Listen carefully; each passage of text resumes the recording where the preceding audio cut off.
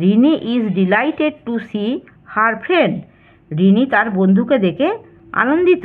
এখানে hello students, welcome to our channel শিক্ষার academy. আজ আমরা লেটস লার্ন, চলো শিখি। Note that the words you underline are words use instead of nouns. মনে রাখবে যে শব্দগুলো তুমি আন্ডারলাইন করেছো তা নাউনের পরিবর্তে ব্যবহৃত শব্দ। This words are called pronouns. এই শব্দগুলিকে বলা হয় pronoun. A pronoun is a word which is use instead of a noun.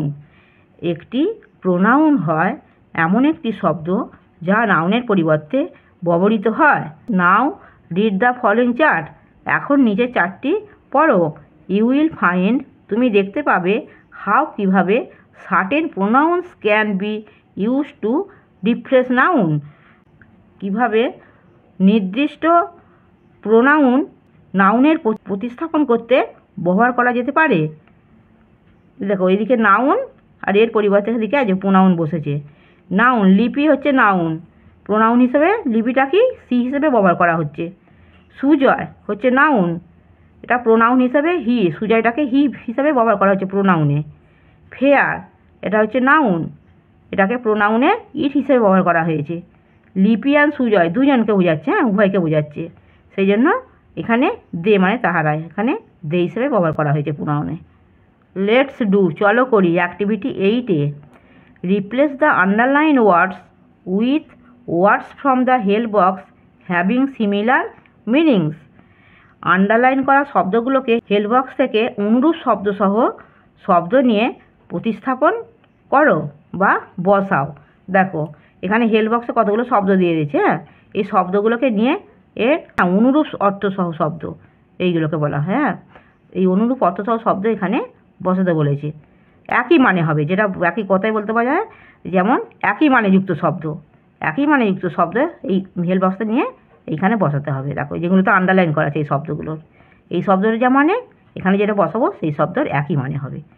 দেখো we see various shops in the fair. মেলায় আমরা বিভিন্ন দোকান দেখি।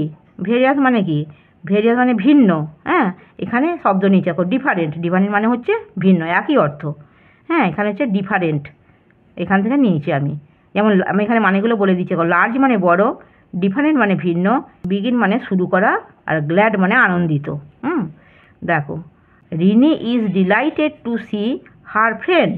রিনি তার বন্ধুকে দেখে আনন্দিত, এখানে হচ্ছে দেখো ডিলাইটেড মানে আনন্দিত, হ্যাঁ এখানে একই অর্থ। দেখো গ্ল্যাড, গ্ল্যাড মানে আনন্দিত, এখান থেকে হেল্প বক্স থেকে নিয়েছি।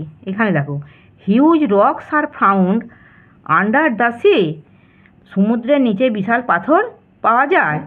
দেখো হিউজ মানে হচ্ছে বড়, হ্যাঁ বা বিশাল, এখানে দেখো লার্জ মানে হচ্ছে বড় বা বিশাল।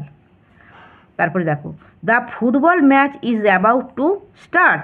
ফুটবল ম্যাচ শুরু হতে চলেছে, এখানে স্টার্ট মানে শুরু হওয়া, আর এখানে বিগিন মানে হচ্ছেও শুরু হওয়া।